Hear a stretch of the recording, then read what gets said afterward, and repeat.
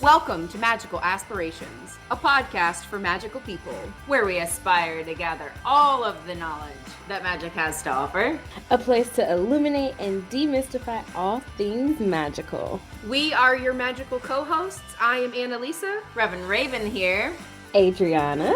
Tune in every Tuesday where we're dropping new episodes every week about our own personal magical stories. Have a spanking good time. And sprinkle some interviews in between. There is so much magic here. Keep coming back every week. Stay magical. Stay magical. Stay magical.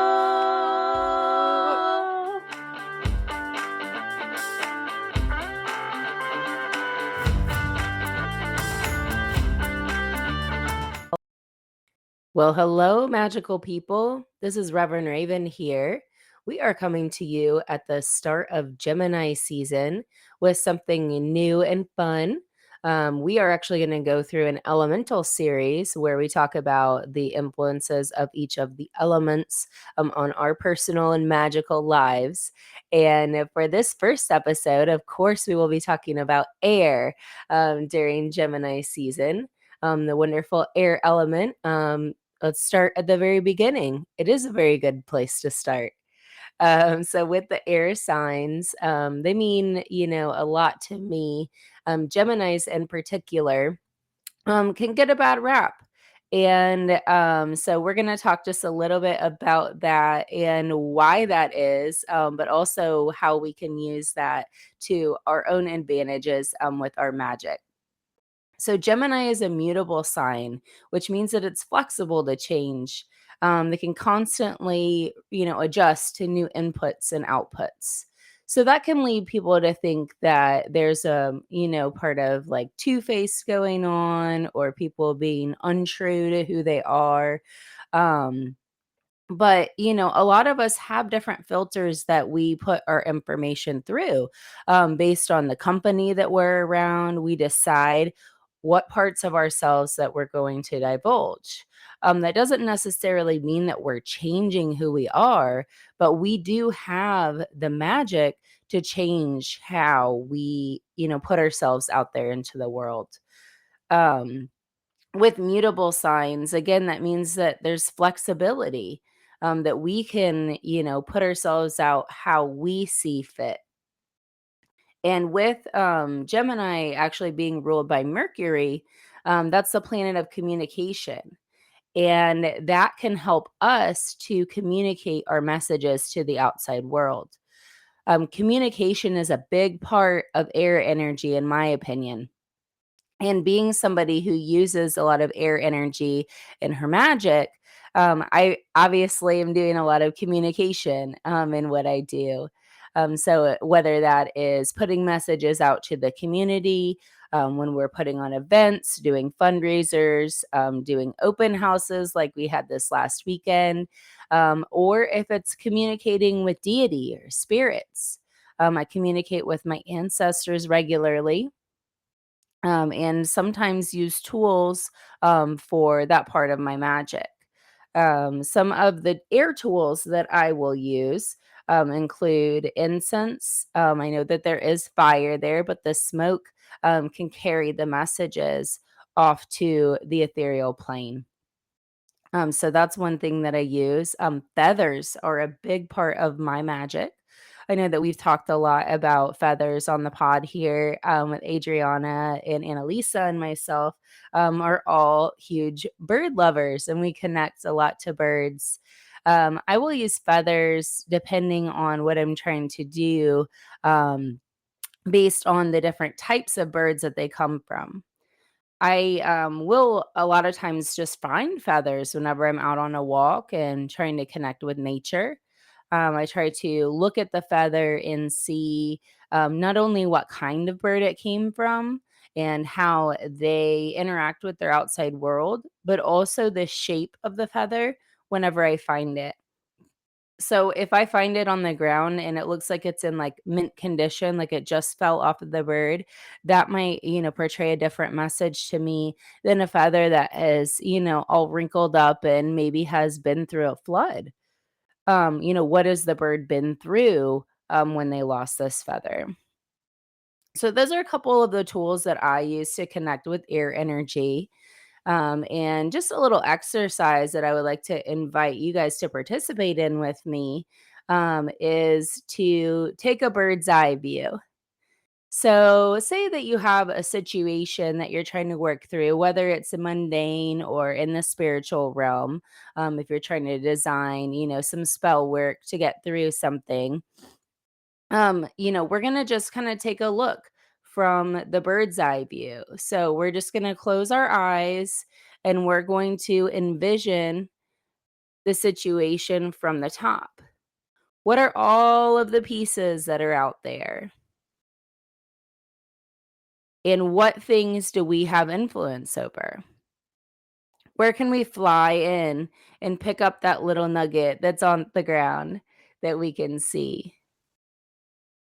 So just taking a moment to, fly up and look from above, it can kind of remove us from the situation a little bit, but also give us a clear perspective.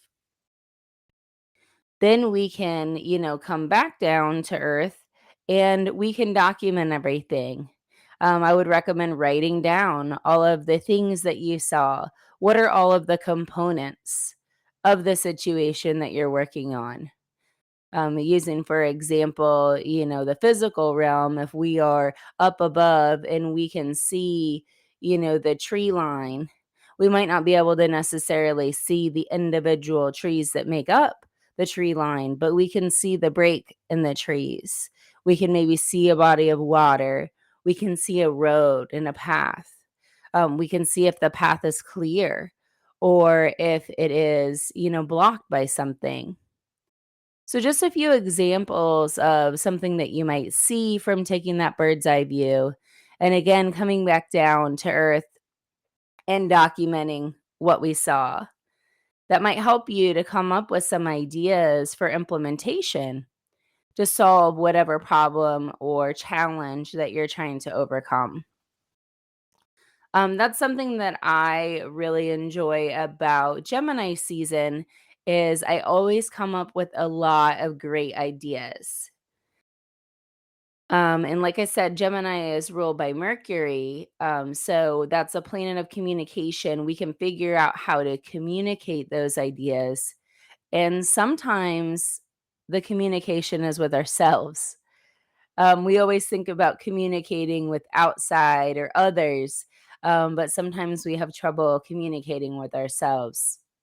So, taking some time to communicate with yourself through journaling or meditation, just taking some quiet time for yourself to listen to the messages that you are trying to tell yourself, that can be super powerful. We can gather together with friends and disseminate messages. We can share information, but it can be a time of gossip as well. So just kind of be careful, be cautious about all of the messages that you're being bombarded with during Gemini season. We don't want to, get ourselves involved in information that isn't necessarily for us. Sometimes we get bogged down because there's too much information. And if we don't allow ourselves to kind of be separate from that information, it can become a part of our identity. So let's take an example that you have a negative coworker who loves to gossip about everybody who isn't there present. And you are listening to them gossiping all the time about what so and so did and how they, answered this phone call and what they did with the schedule and things like that.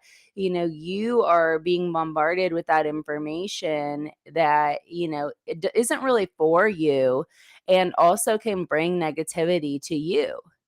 You might start thinking like, wow, that person is really terrible, whatever person that they're talking about because they're doing X, Y, and Z that doesn't even really involve me.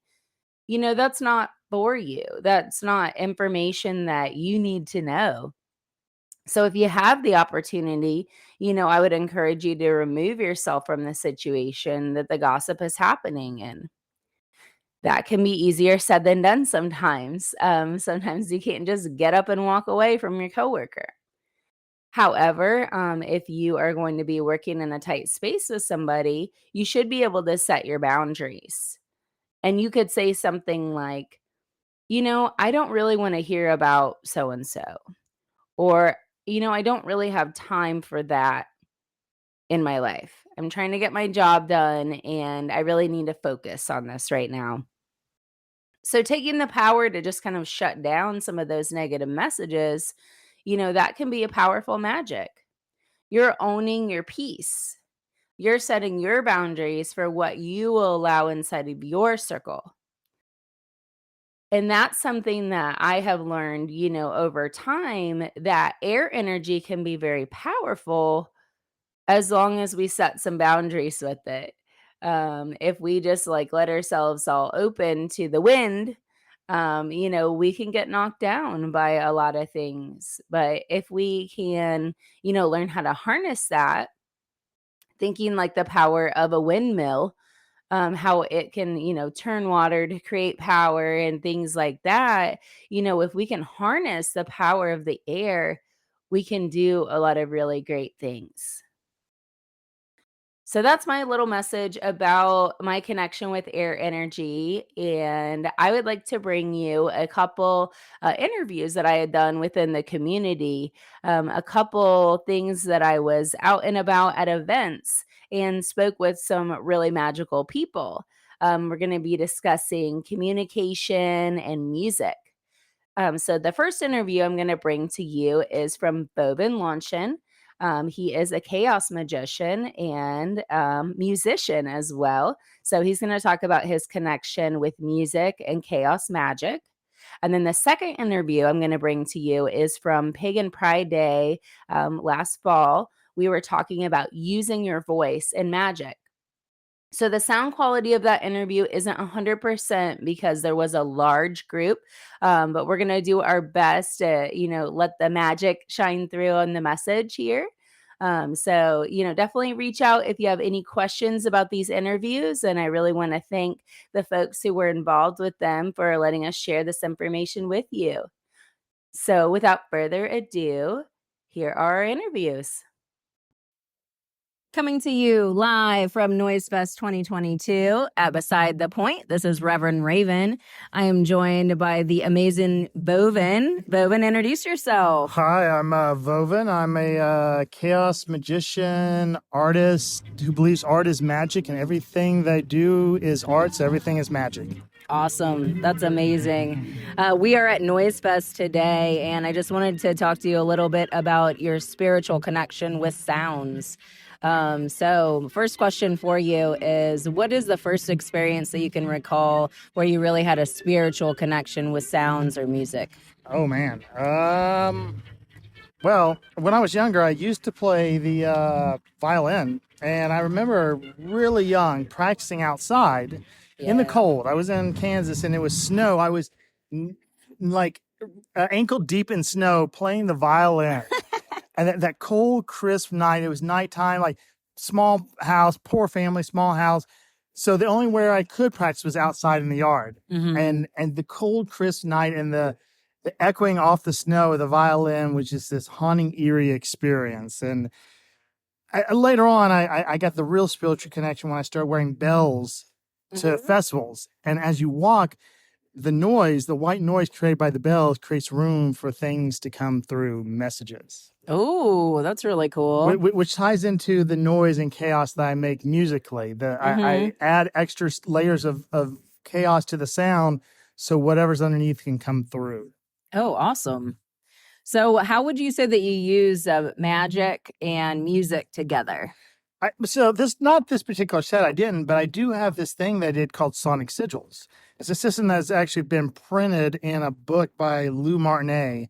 And it goes into creating a beat out of names. Every letter of the alphabet gets a beat associated with it. So you can create a name and you can create a beat with that name. And so then whenever you do ritual for that spirit or that word of power, you can play that beat. And what happens is after a while, you keep doing this ritual, keep doing ritual, it will automatically get into that altered state of consciousness, that gnosis, that space quicker by doing that connection, that linking that sound to this is that thing. Okay. That's really cool. You mentioned sigils as well. How do you combine sigils with your magic? Well, I mean, it's sigils all the way down. I actually have an oracle deck of vigil sigils, but as far as sonic sigils, that becomes a sigil. That becomes a anchoring, a encoding into the subconscious. That's all in a way sigils are. It's an anchor to the subconscious. It gets through the dogs of reason, down to the deep layers of the dream world where it all bubbles up and becomes what we call reality.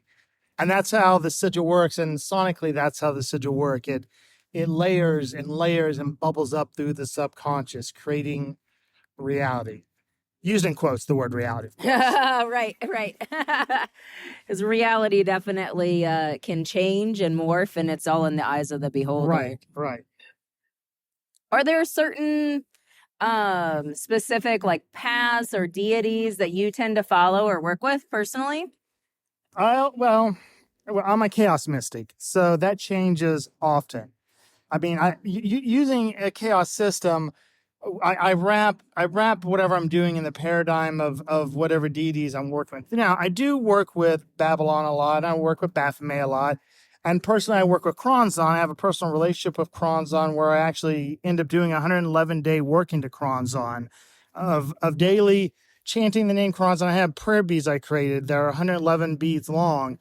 And 3 times a day, I would chant the name Kronzon, Hail Kronzon. So 333 being the number of Kronzon. So 333 times a day, I would say the name of Kronzon for 111 days. Also, taking certain sacraments to Kronzon every day as I did it. Okay. And for those who don't know anything about Kronzon, how would you describe them? So Kronzon is described, Kronzon comes from Nokian, but Kronzon is considered the dweller in the abyss, the demon in the abyss and the threshold. Now, the abyss is the all possibility. The abyss is gnosis, is knowledge, is da'ath, is knowledge. So the abyss is where there is all knowledge, knowing everything at once.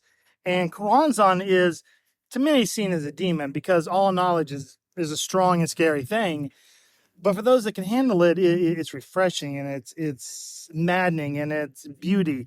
So Kronzon is the demon on the threshold. It's that place where you go and it's where you build your kingdom of gnosis in the abyss, if you're so inclined. Others like to move past the abyss, but I like to build my kingdom of sand in the abyss. Thus, the Book of Dream names my sigil oracle. Awesome. That's really cool. Really interesting. Do you do any work at all with the Fae? I strangely enough, just at Beltane, this last Beltane ritual that we had last weekend, I led they traditionally had 2 groups, the hunters and the holies. This year we introduced the Seelie Court, and I led the Seelie Court this year. So interestingly enough, I do a little bit of work with the Fae, which has caused some interesting time things over the last week.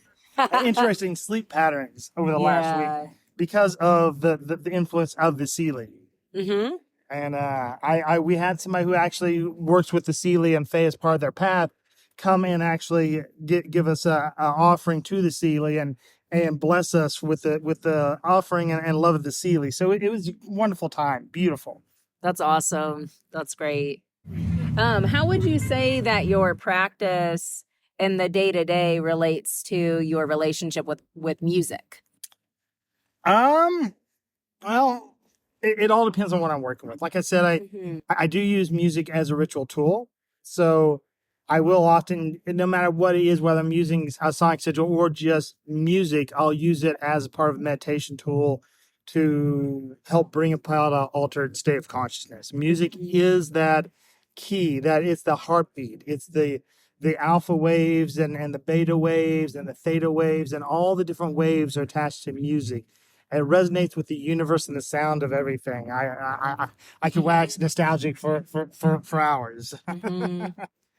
Do you feel like there's a difference in the spiritual state that you can get to when you are creating music versus like just listening to other people play? Well, I mean, and definitely the conscious state when you're creating and producing is always different than when you're consuming. Now, that's not to say that people consume music don't get into altered state also. Like I've been at plenty of places, dance parties, raves, pagan events where you can see the crowd is living and breathing with the drums and the music, and they're in tune with it, and it becomes part of their heart and soul.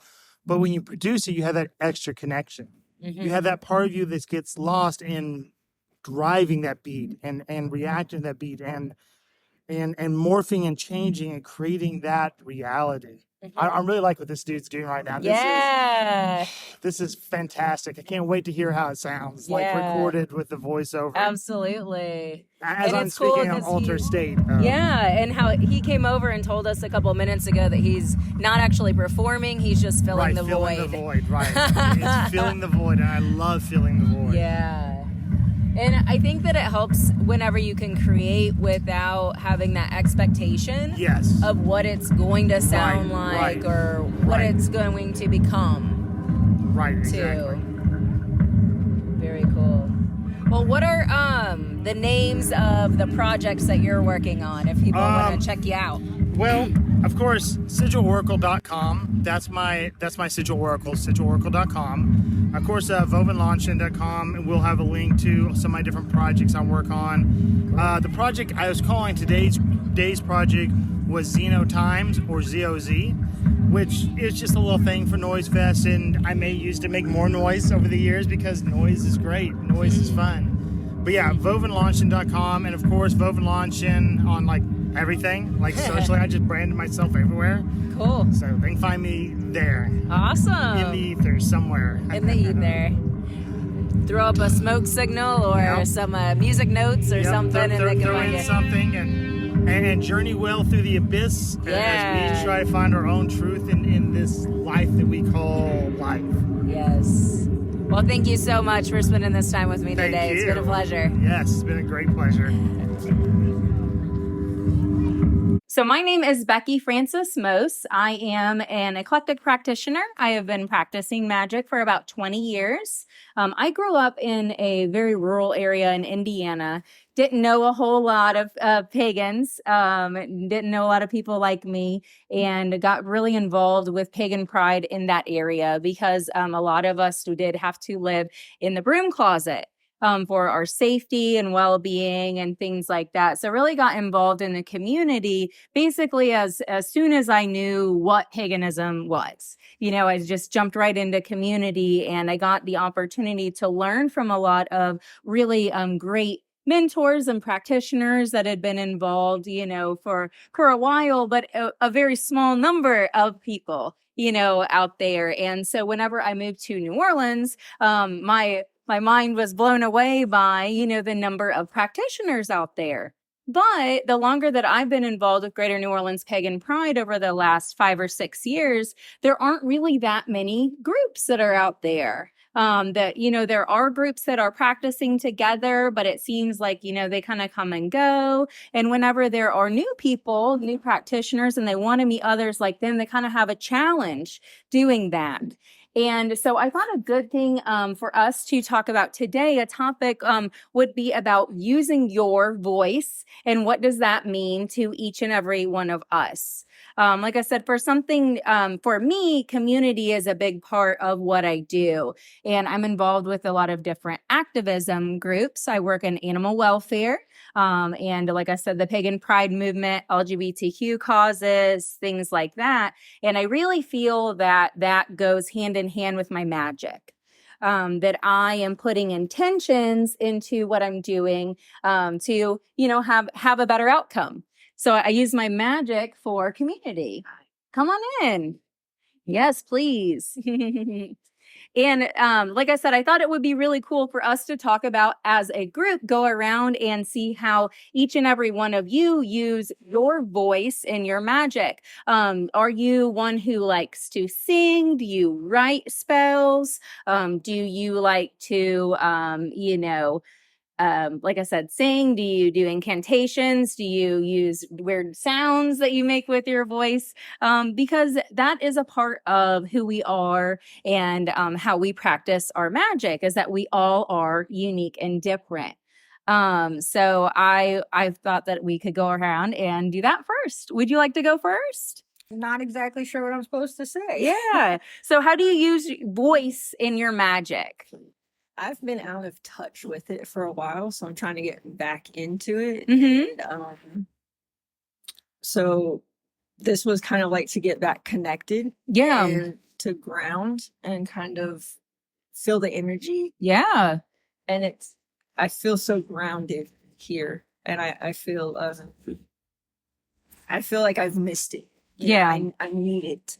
So I'm not exactly sure yet. I Yeah. like to listen to music, like drums and things, while Yeah. practicing, while I'm doing Yeah. things. Yeah, That's cool. Yeah. Thank you. that's it. Yeah. What about you? This is actually like my intro to Awesome. Awesome. Well, welcome.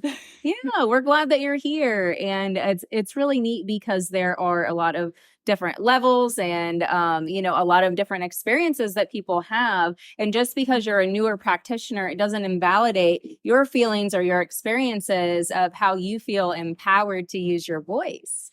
When we write spells, spelling is how things are written. And so if you write a spell for magic, you can put your intentions into what you're doing based on how you say it. So as an example, if you are using the moon, if we're respecting the moon, if the moon is full, we like to think about and word our spells as if, everything we have, it's right here in front of us. And the magic is full in that time, like the moon. But whenever the moon is dark or the new moon, we're asking for things in our petitions to grow over the cycle of the moon. So just like I said, how we word our magic and our spells really has a lot of power. You go ahead. Hi. I tend to write spells, Mm-hmm. and I don't do spell work for myself very often, but when I do, it usually is some sort of something that rhymes that I can repeat, and it turns into some sort of chant or incantation. Okay. I know a lot of people like to use music in that, so the music is distracting when I'm doing that, doing anything. So I like to sit in a quiet room, or the last one I did, I was outside my balcony, so it was nice rain, and with somewhere where it's quiet, so that the only sound is me whispering the thing. Okay. And for me, continuing to say the phrase or whatever and repeating it, that's what builds up the energy for me. Yeah. So, and then I just do it pretty much. The one that I did last time is until the candle went out. Okay. And some of the other ones is just however long until it feels right. Yeah. Or I even had one. Well, I did have one that you had to say it so many times, like 7 or 9. Okay. But the last one I did was until the candle went out, and it ended up being about a half an hour. And it worked. So That's really cool. Yeah. So that's how I tend to do things. It ends up being a chant or almost like a temporary mantra or something. Yeah. Okay. What about you? Oh, I'm so mouthy. It's just not even funny. It's terrible. And I'm also a writer, so I've written a book on Wiccan ethics. Yeah. And I write nonfiction and fiction. So yeah, I use my voice a lot. And Yeah. it's just not funny. Silence. And I'm a fellow Hoosier. Yay. Wow. Where are you from? You've never heard of it. Honey Creek. Nope. Never heard of it. Nope. It's no good. Noblesville. Yeah. Yes. Yeah. My husband and Adam are from there. Okay. Nice. That's funny. Small towns. So yeah. Yeah. And like I said, it's really different, when you go different places of how your voice is taken into consideration. How about you? So I'm a writer, and Oh. so most of what I do for magic, I end up almost becoming these people read them and say you're kind of associated with it. It's like I write spells for the character. Okay. to talk them through it. Anybody. That's cool. I should have just not Yeah. a writer too, but I didn't come out with that first like they did. Yeah. So there's That's a lot of 'cause you don't want us to try to sing either. You don't want to hear either of us sing. I was going to ask. I've never heard you sing before. There's a reason for it. There's a reason. Would you like to join in our conversation? Yeah. I'm not a writer, I'm a painter. So Painter. words are Okay. not the first thing I'm drawn to. And I do think I'm also like a beginning my spiritual journey. So Yeah. saying spells out loud is actually a really nice practice that is not really like natural or something I'm really drawn to on my own. And I think in general, I don't use my like actual voice. You know, I'm Yeah. much more likely to use visual imagery to represent my ideas. Yeah. So I think going on this journey of actually having like say spells out loud has been really empowering for me. Yeah. And it sounds like you use your art though, to your painting maybe for your magic. Definitely more so lately too. Cool. What was the last thing you painted? The last thing I painted was a brick wall. Okay. Yeah. Cool. Yeah, I think so. That's neat. How about you? I'm Storm, and I'm psyched about this little session here because I've been thinking about getting voice coaching, and I actually want to change everything about how I speak because I recently came out as non-binary, and I'm still talking like my old self, and I've realized that my old self is not helping. I'm from Rhode Island, and I moved to Louisiana to do data administration for providers who work with people experiencing homelessness. And I have a very hard job with a lot of people, and when you said your voice is taken differently in different places, like I'm not being very well received when I'm trying to do the good work of encouraging people to get, put the information we need in. It's being perceived as lecturing is one piece of feedback I've received. Condescending is another thing, and that's really not my intention. I am a grounded person. I'm trying to elevate people up, and so I feel like there's something in this that's not serving me anymore, and I want to create a new voice that is going to help me do my work more effectively. Amazing. And we were blessed to hear you singing too. Thanks. Earlier. Do you use singing in your spells or your magic work? Oh, abs. Yeah.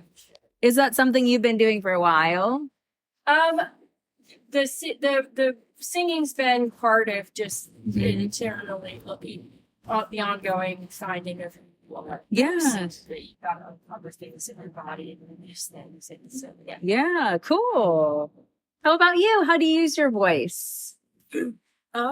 So like right now, not a lot. I'm just moving into my college dorm, so there's a lot of people around. Yeah. So it's mostly just me like kind of getting into the headspace. Like I also like do writing on the side. I'm gonna minor in creative writing. Oh, cool. So it's like getting into that headspace and like writing it out and then like repeating it in my mind like as I need it, stuff like that. Nice. Very good. Well, you guys have said a lot of different things, and I'm really excited to hear that everybody uses their voice a little bit differently. I would like to echo the message that you were saying, that I've been somebody that's self-conscious about my voice and how I sound.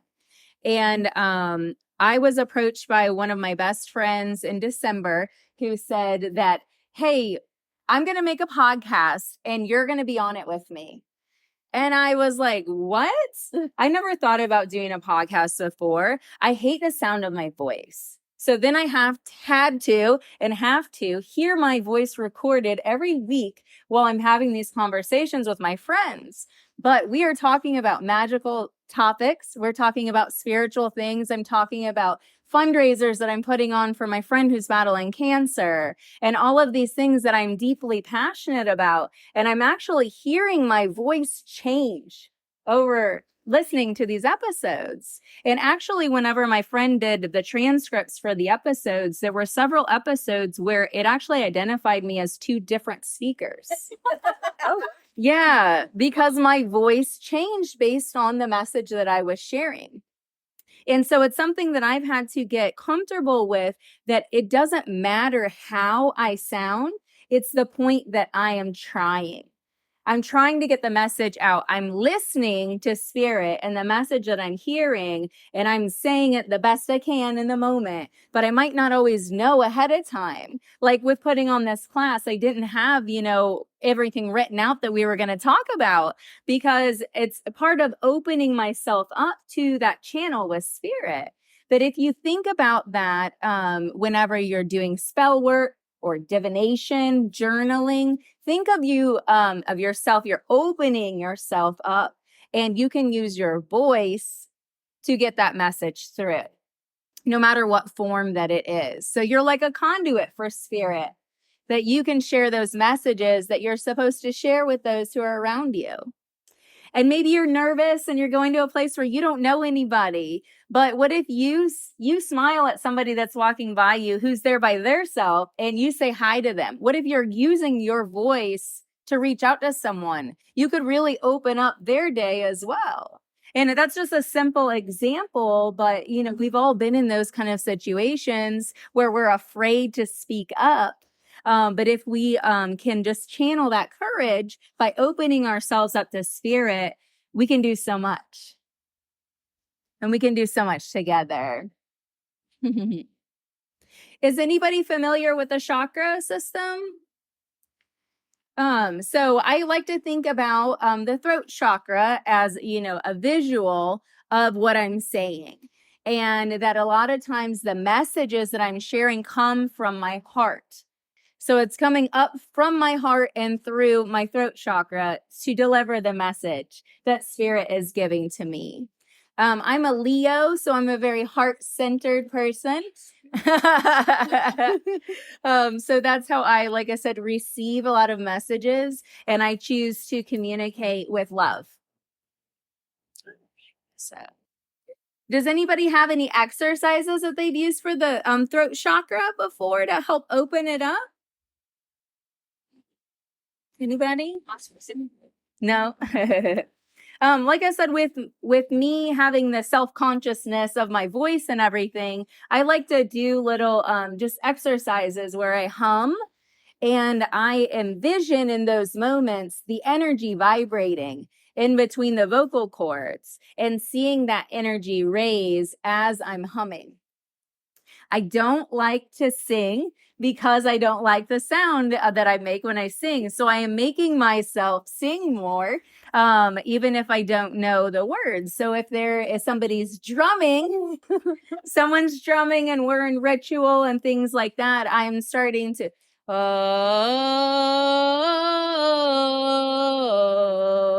we don't have to be good singers. We don't have to know all the words. We're raising energy with our voices.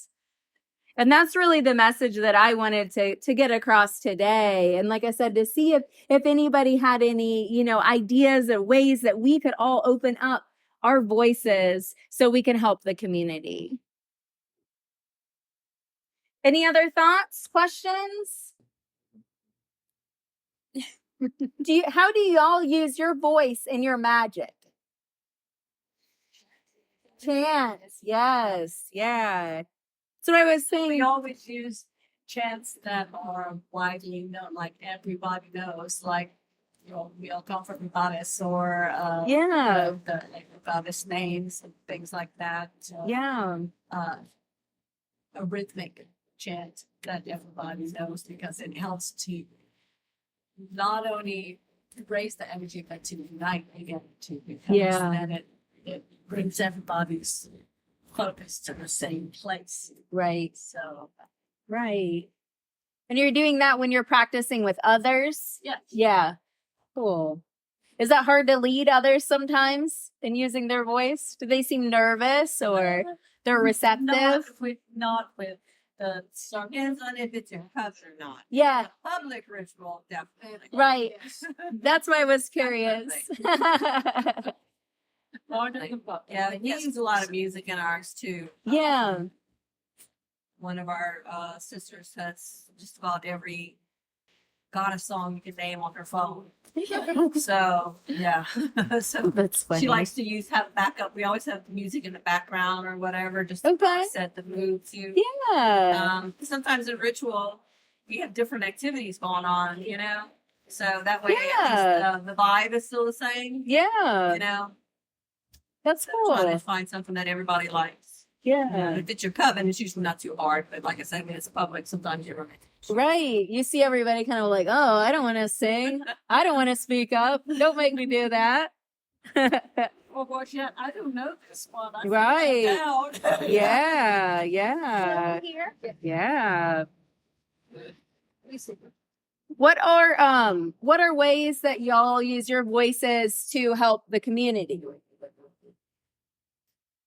Does your coven work with any like local groups or anything? Oh, you mean like speaking out in the community and stuff? Or if there's other like nonprofits that you guys work with or food banks or anything like that? No, the library board meeting. I use my voice at the library board meeting every month. Yeah, yeah. She has to speak because I can't. She's I a work for the librarian. library. Oh, I see. We have Do you have meetings at the library then? we're talking about the library board meetings. Okay. We have a very right wing. They want to Okay. start banning books again. Oh, wow. Oh, banning books. Wow. Yeah. That's a national. Yeah. Yeah. We have a lovely city government staff. Wow. But yes. So speaking of Yeah. board meetings, council meetings. Yeah. Yeah, that's important. And do you feel yourselves putting your magic and intentions into what you're speaking? Yes. Yes, I do. Yes. Yeah. That's why I'm there. Yeah. Yeah, she has to speak for me. I'm Muslim. Yeah. Servants can't say it. Yeah. Publicly. Right. What about you, Debbie? How do you use your voice to do your magic?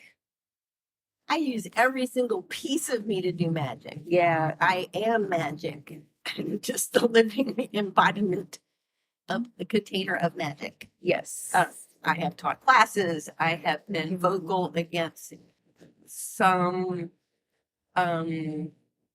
political or social stances Yeah. I agree with or disagree with. Mhm. So I try to use my voice wherever Wherever you can. whenever I can Yeah. to help make a difference. Yeah.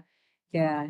Do you know any certain techniques or like guides for us to open our throat chakra? How can we be more comfortable speaking our truth? I take a deep breath. Mm-hmm. I say, Goddess, make something smart fall out of my mouth. Yes. Yes. That's, you can ask anyone Yeah. at the church. That's how I do ritual. Yeah. That's how I do any public speaking is I know my deity will make me sound like I'm and say the things that need to be said and that Right. people need to hear. Right. So I get out of my own way. Yeah. Yeah. It's funny. Before you came in, I did the same motion, opening spirit and channeling the message. Not being afraid, like don't get in your own way, practicing. Yeah. Don't be like, oh, I don't remember that word. Maybe I'm going to sing this wrong, or maybe I'm going to say the incantation wrong, or whatever. There's no reason to fear.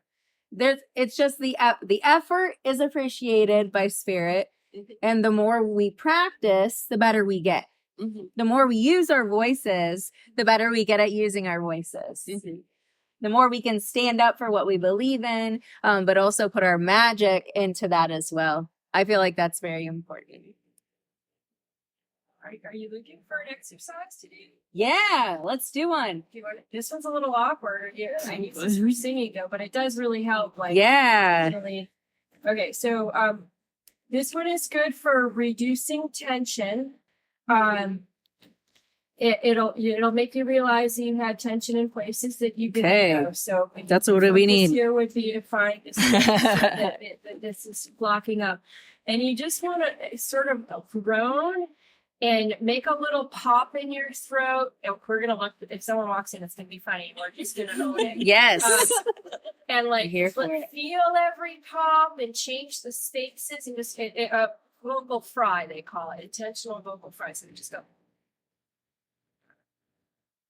And feel those pops. Like, let's do it.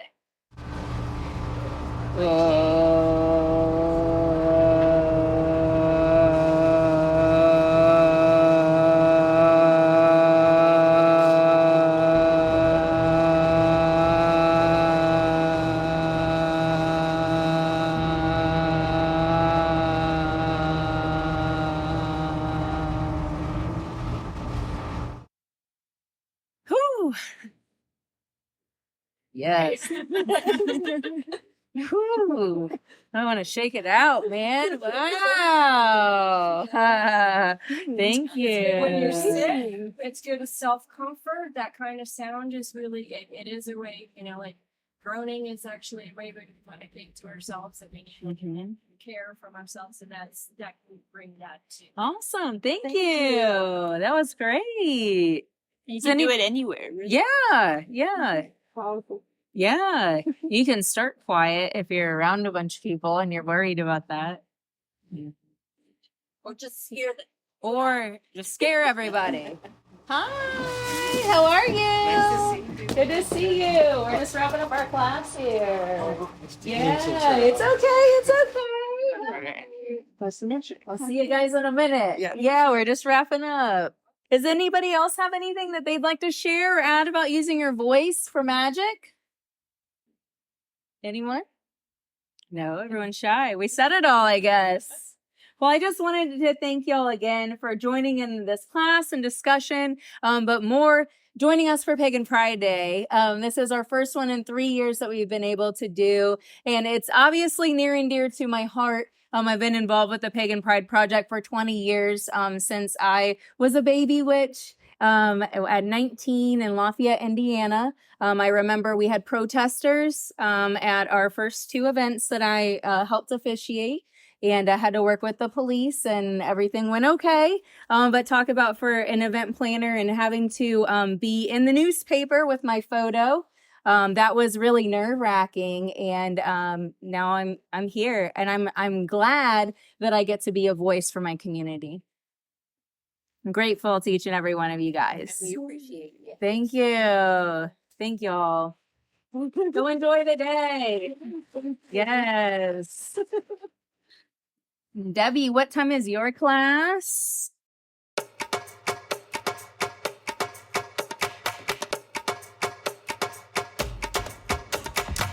Thank you for tuning in to this week's episode of Magical Aspirations. Be sure to like and follow us on Facebook and Instagram at Magical Aspirations to keep up with the latest and the greatest from Annalisa, Adriana, and Reverend Raven, and to join in on the Magical Aspirations conversations. Come check out our website, magicalaspirations.com, to find bonuses from our guests, our Magical Aspirations blog, and to reach out to our magical hosts with questions, comments, reviews, or ideas for future episodes. We are so grateful for each and every one of you listening. Thank you again, and as always, stay true to your magic.